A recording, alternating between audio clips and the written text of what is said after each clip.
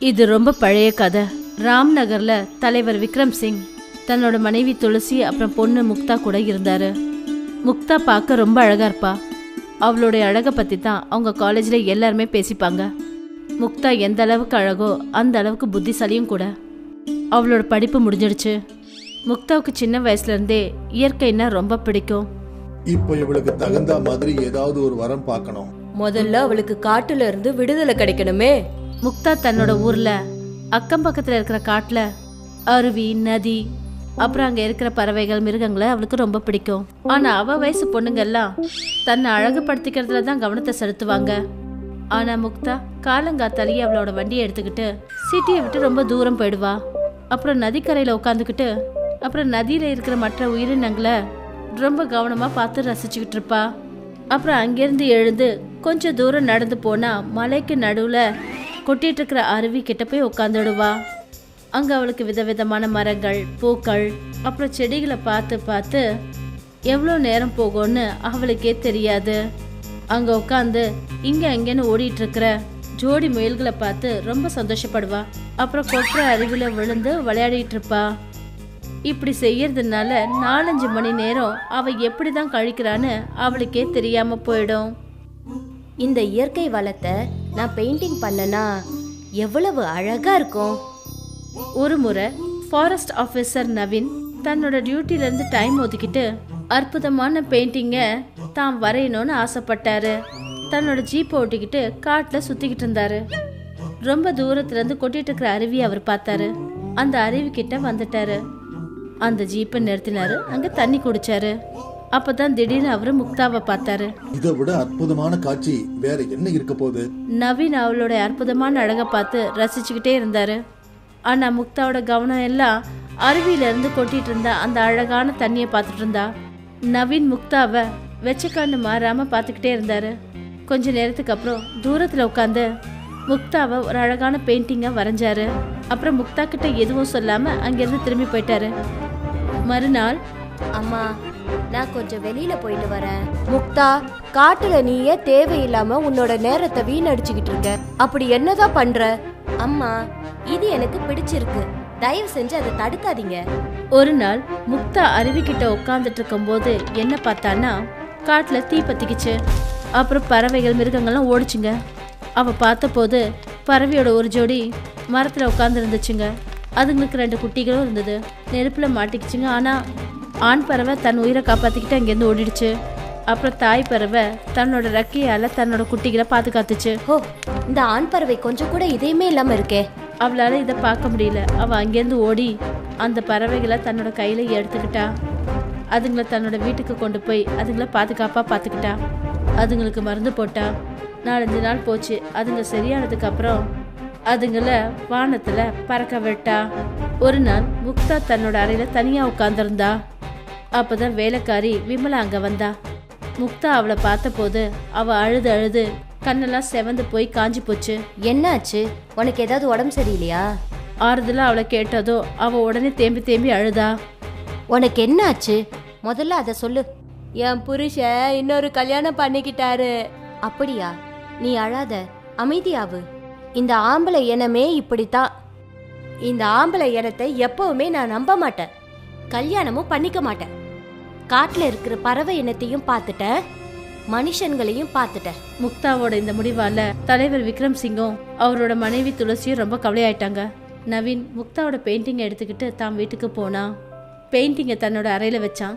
அப்புறம் மணிக்கணக்கில் உட்காந்து அதை பார்த்துக்கிட்டே இருந்தான். நான் கல்யாணம்னு ஒண்ணு பண்ணிக்கிட்டா அந்த பொண்ணு தான் பண்ணிக்குவேன், இல்லைன்னா வாழ்நாள் பூராவும் கல்யாணம் பண்ணிக்காமலே இருப்பேன். நவீன் இப்படி சொன்னதுக்கு அப்புறம் நவீனோட அப்பா அவருக்கு தெரிஞ்ச ஒருத்தரை தலைவர் விக்ரம் சிங் அப்புறம் அவரோட பொண்ணை பத்தி விசாரிக்க அனுப்பி வச்சாரு. ராம்நகருக்கு அனுப்பினாரு. அங்கிருந்து வந்து, தலைவரையா, அந்த பொண்ணு கல்யாணம் பண்ணிக்கவே விரும்ப மாட்டேங்குது. தலைவரோட பெரிய பையன் வெளிநாட்டுல இருந்தான். பெரிய மருமக ரேஷ்மா. அவன் நவீன தன்னோட சின்ன தம்பி மாதிரி நினைச்சிட்டு இருந்தா. அவளுக்கும் பெயிண்டிங்னா ரொம்பவே பிடிக்கும். அவ தன்னோட மாமனார் கிட்ட சொன்னா, அப்பா, நான் போய் முக்தாவை பார்க்கறேன். நான் அவளை நம்ம வீட்டு சின்ன மருமகளா கூட்டிட்டு வருவேன். நான் முக்தாவை பார்க்க விரும்புறேன். போமா மருமகளே, அவன் ரொம்ப பிடிவாதத்துல தான் இருக்கான். என்ன தேவையோ அதை எடுத்துக்கிட்டு போமா. அவர் 2 நாளுக்கு அப்புறம் ராம்நகர்ல இருக்கிற தலைவர் விக்ரம் சிங் வீட்டுக்கு போனா. நான் ரேஷ்மா, எனக்கு பெயிண்டிங் பண்றது ரொம்ப பிடிக்கும். உங்க பொண்ணு ரொம்ப அழகா இருப்பான்னு கேள்விப்பட்டேன். அவளை நான் பெயிண்டிங் வரைய ஆசைப்படுறேன். முக்தாவோட அறைக்கு போங்க, அவகிட்டயே கேளுங்க. ரேஷ்மா முக்தாவோட ரூமுக்கு போனா. அப்புறம் முக்தாவை பெயிண்டிங் வரையறதுக்காக அவளோட அனுமதியை வாங்கினா. இதுல நான் அப்ஜெக்ட் பண்ண என்ன இருக்கு? அவளும் உடனே ரெடி ஆயிட்டா. ரேஷ்மா அவளை ஒரு அழகான பெயிண்டிங்கா வரைஞ்சா. முக்தாவுக்கு ரேஷ்மாவை ரொம்பவே பிடிச்சு போச்சு. அவகிட்ட அவளை பத்தி எல்லாத்தையும் விசாரிச்சா.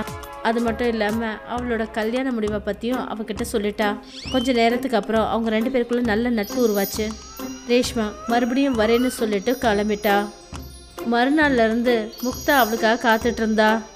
ஆனா அவ வரவே இல்லை. மெல்ல மெல்ல 1 மாசம் ஆயிடுச்சு.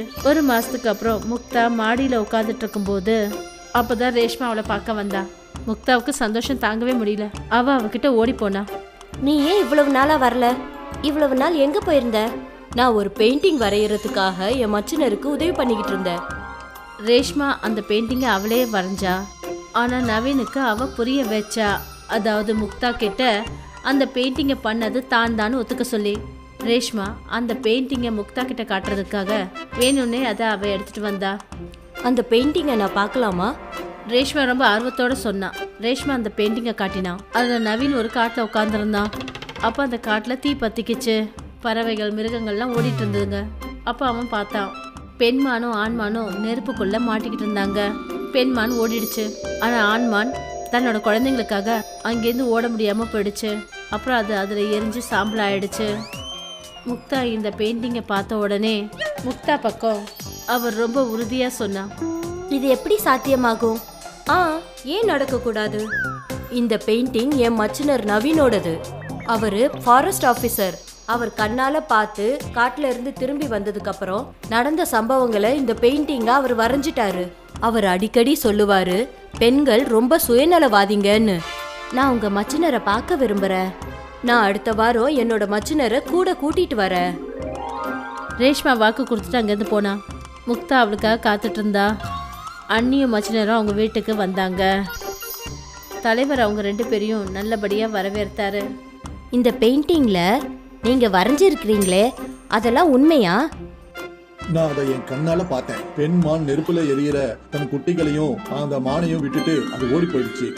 அப்படின்னா நாம 2 பேரும் ஒரே ட்ராக்ல தான் டிராவல் பண்றோம்.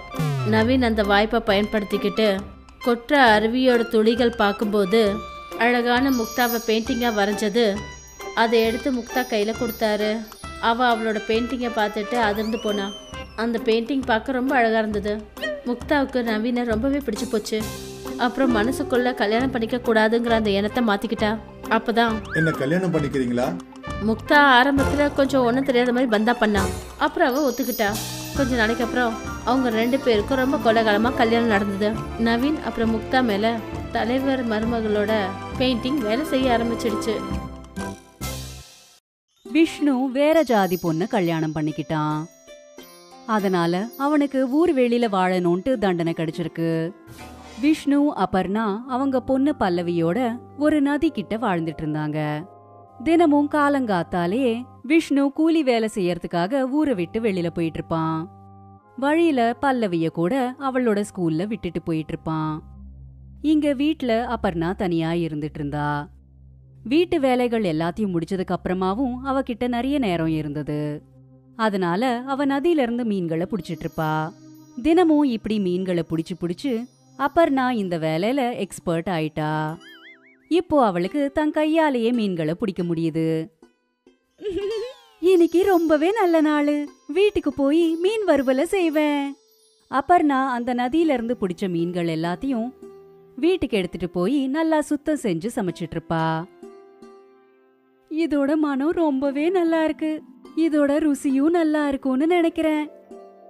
சாயந்தரம் விஷ்ணுவும் பல்லவியும் வீட்டுக்கு வரப்பெல்லாம் அபர்ணா அவங்களுக்கு சாப்பாடை வச்சு மீன்களையும் பரிமாறுவா. ருசிச்சு பார்த்து சொல்லுங்க, எப்படி இருக்கு? அம்மா, இதுல ருசிச்சு பார்க்கறதுக்கு என்ன இருக்கு? நீங்க செஞ்சீங்கன்னா நல்லாதான் இருக்கும். ஓ, அப்படியா? ஆமாம்மா, நீங்க சமைச்ச மீன்களை எனக்கு ஸ்கூலுக்கு அனுப்புவீங்கல்ல, அப்பெல்லாம் என்னோட ஃப்ரெண்ட்ஸ் அதை விடாம சாப்பிட்டுருவாங்க. உங்க அம்மா ரொம்ப நல்லா மீனை சமைக்கிறாங்கன்னு அவங்க சொல்லிக்கிட்டே இருப்பாங்கம்மா. நல்ல விஷயம். ஆமா ஆமா, உன்ன மாதிரி யாருமே மீன் குழம்பு வைக்கவே முடியாது. நான் அடிச்சு சொல்றேன். மீன்கள்னு சொன்னதுமே எனக்கு ஒரு விஷயம் தோணிச்சு. நான் நிறைய மீன்களை பிடிச்சு அதை மார்க்கெட்ல விக்கலான்னு இருக்கேன். அதால எனக்கு கொஞ்சம் காசும் கிடைக்கும். நீ விக்கலாம். நீதான் நல்லா மீன் பிடிப்பல்ல. அப்போ நாளையில இருந்தே வேலைய ஆரம்பிக்கிறேன். அடுத்த நாள் அபர்ணா நிறைய மீன்களை பிடிச்சா. அப்புறம் அந்த மீன்களை எல்லாத்தையும் ஒரு கூடையில போட்டுக்கிட்டு மார்க்கெட்டுக்கு போனா. நல்ல நல்ல மீன்கள், இன்னைக்குதான் நதியில இருந்து பிடிச்ச மீன்கள். நல்ல தண்ணியில இருந்து எடுத்த மீன்களா? இல்லக்கா, இதெல்லாம் நதியில இருந்து எடுத்துட்டு வந்த மீன்கள். இல்ல இல்ல, எனக்கு வேண்டாம். நிறைய பேரு அபர்ணா கிட்ட மீன்களை பார்க்க வந்தாங்க. ஆனா சில பேரு தான் மீன்களை வாங்கினாங்க. இத பார்த்து அபர்ணா நொந்துட்டா. பரவாயில்ல, இன்னைக்கு முதல் நாள் இல்லையா, ஒரு சில நாட்களுக்கு அப்புறம் என்னோட மீன்கள் வித்து போகலாம். அபர்ணா அவளுக்கு அவளே திருப்திப்படுத்திக்கிட்டா. அப்புறம் கூடையை எடுத்துக்கிட்டு வீட்டுக்கு கிளம்பிட்டா. அடுத்த நாள் கூட அபர்ணா நல்ல நல்ல மீன்களை பிடிச்சா. அப்புறம் அதை விக்கிறதுக்கு மார்க்கெட்டுக்கு போனா. மீனை வாங்கிக்கோங்க, நல்ல நல்ல மீன்கள். இன்னைக்கும் அதே நிலைமைதான், மீன்கள் வித்தே போகல. இதே போல நிறைய நாட்கள் நடந்தது. இப்போ அபர்ணா நொந்து போய் வருத்தப்பட்டுட்டு இருந்தா. அவ மீன்களால நிறைஞ்ச கூடைய தூக்கிக்கிட்டு வீட்டுக்கு வந்தா. ரொம்பவே சோகமா சமையல செஞ்சா. விஷ்ணு வீட்டுக்கு வந்தப்போ அபர்ணாவோட மூட் நல்லாவே இல்லைன்னு அவனுக்கு புரிஞ்சு போச்சு. என்ன ஆச்சு அபர்ணா? மீன்களை வித்து கொஞ்சம் காசு சம்பாதிக்கலான்னு நினைச்சேன். ஆனா யாருமே என்னோட மீன்களை வாங்க மாட்டேங்கிறாங்க. நீ மீன் விக்கிறதுக்கு பதிலா மீன் குழம்பு வைக்கலாம்ல? எல்லாருமே வாங்குவாங்க. என்னங்க நீங்க கேலி பண்ணிட்டு இருக்கீங்களா? அட இல்ல இல்ல, நான் நிஜமாதான் சொல்றேன். நீ வைக்கிற இந்த மீன் குழம்பு ரொம்ப ரொம்ப ருசியா இருக்கும். எப்படி இருந்தாலும் மீனை நீதானே பிடிக்கிற, அதனால கம்மி ரேட்டுக்கு நீ விக்கலாம். ஒரு வாட்டி யோசிச்சு பாரு. விஷ்ணு இப்படி சொல்லிட்டு வீட்டை விட்டு வெளியில போனா. இப்போ அபர்ணா விஷ்ணு சொன்னதை பத்தி யோசிச்சுக்கிட்டே இருந்தா. எல்லாருமே என்னோட மீன் கறிய புகழ்ந்துகிட்டே இருப்பாங்க. அப்போ நான் ஒரு வாட்டி முயற்சி பண்ணி தான் பாக்குறேனே. எப்படி இருந்தாலும் எனக்கு காசு தானே சம்பாதிக்கணும். மீன்களை வித்து இல்லனா மீன் கறிய வித்து எதுவா இருந்தா என்ன?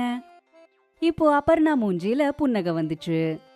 இப்போ அவ இன்னொரு வாட்டி முயற்சி செய்யணும்னு நினைச்சா. அடுத்த நாள் அபர்ணா நல்ல மீன்களை பிடிச்சு அதை எல்லாத்தையும் வீட்டுக்கு எடுத்துட்டு போய் சமைச்சிட்டு இருந்தா. சமைச்சு முடிச்சதுக்கு அப்புறம் அபர்ணா ஒரு டப்பால மீன்களை வச்சா. அப்புறம் இன்னொரு டப்பால பொரியலை வச்சா. அப்புறம் அவ ஒரு பைய எடுத்துக்கிட்டு வீட்ல இருந்து கிளம்பினா. அபர்ணா மார்க்கெட்டுக்கு வந்தா. மீன் கறி வெறும் 25 ரூபால மீன் கறி. மீன் கறின்னு கேட்டதுமே கஸ்டமர்ஸ் எல்லாம் வந்துகிட்டே இருந்தாங்க. ஃப்ரெஷ் மீன் தானே? ஆமா, இன்னைக்கு காலையில தான் பிடிச்சது. சரி சரி, எனக்கு ஒரு பிளேட் கொடுங்க. அபர்ணா அந்த ஆளுக்கு ஒரு பிளேட் மீன் கறியை கொடுத்தா. அந்த ஆளு அந்த இடத்துலயே நின்னுக்கிட்டு சாப்பிட்டுட்டு இருந்தான். அந்த மீன்களோட வாசம் எல்லா இடத்துலயும் பரவிடுச்சு. இதனால இன்னும் நிறைய கஸ்டமர்ஸ் அபர்ணா கிட்ட வந்தாங்க. எனக்கு ஒரு பிளேட் கொடுங்க. சரிங்க. கஸ்டமர்ஸ் வந்துகிட்டே இருந்தாங்க. அபர்ணா அவங்களுக்கு மீன் கறியை கொடுத்துக்கிட்டே இருந்தா. அவ சந்தோஷப்பட்டா. ஒவ்வொரு பிளேட்டுக்கும் அவளுக்கு 25 ரூபாய் கிடைச்சிட்டு இருந்தது. அப்புறம் கொஞ்ச நேரத்திலேயே அவளோட மீன் கறி காலி ஆயிடுச்சு. அப்புறம் அவ வீட்டுக்கு கிளம்பிட்டா. சாயந்தரம் விஷ்ணு வீட்டுக்கு வந்ததுமே அபர்ணா பல்லவிக்கும் அவனுக்கும் ஜலேபிய கொடுத்தா. ஜலேபி! அட, இது என்ன ஸ்பெஷலா இருக்கு? நீங்க முதல்ல சாப்பிடுங்க, சொல்றேன். 3 பேருமே ஜலேபி சாப்பிட்டுட்டு இருந்தாங்க. அப்புறம் அபர்ணா இன்னைக்கு நடந்தது எல்லாத்தையும் விஷ்ணுக்கு சொன்னா. நான் சொன்னல, உன்னோட மீன் பாத் எல்லாருமே விருப்பப்பட்டு சாப்பிடுவாங்கன்னு. எனக்கும் மீன் பாத்த போடு, சாப்பிடலாம். அடடே, அது மொத்தமும் வித்து போயிடுச்சே. என்ன? இனி அன்னிலிருந்து அபர்ணாவோட மீன் கறி வியாபாரம் நல்லா போயிட்டு இருந்தது. அபர்ணா எப்போ மார்க்கெட்டுக்கு வருவான்னு கஸ்டமர்ஸ் காத்துக்கிட்டே இருப்பாங்க. அங்க பாருங்க, மீன் கடைக்காரி வந்துட்டா. அவ அங்க வந்ததுமே அவளை சுத்தி பெரிய கூட்டமே கூடிட்டு இருக்கும். அவ சம்பாதிச்ச காசு வச்சு அபர்ணா வீட்டை ரிப்பேர் பண்ண வச்சா. விஷ்ணுவும் அபர்ணாக்கு மீன் கறிய செஞ்சு விக்கிறதுக்கு உதவி செஞ்சிட்டு இருப்பான். இப்போ விஷ்ணு கூலி வேலைய விட்டுட்டான். கணவன் மனைவி 2 பேரும் சேர்ந்து மீன் கறிய வித்துட்டு இருந்தாங்க. மார்க்கெட்ல ஒரு கடையும் ஆரம்பிச்சிட்டாங்க. அவங்களோட மீன் கறி பிசினஸ் சூப்பரா போச்சு. அப்புறம் கொஞ்ச நாள்லயே அபர்ணா ஊர்ல மீன் கறிக்காரின்னு பிரபலமாயிட்டா. இப்போ அவளோட குடும்பம் மொத்தம் இந்த வேலையில அவளுக்கு உதவி செஞ்சிட்டு இருந்தாங்க.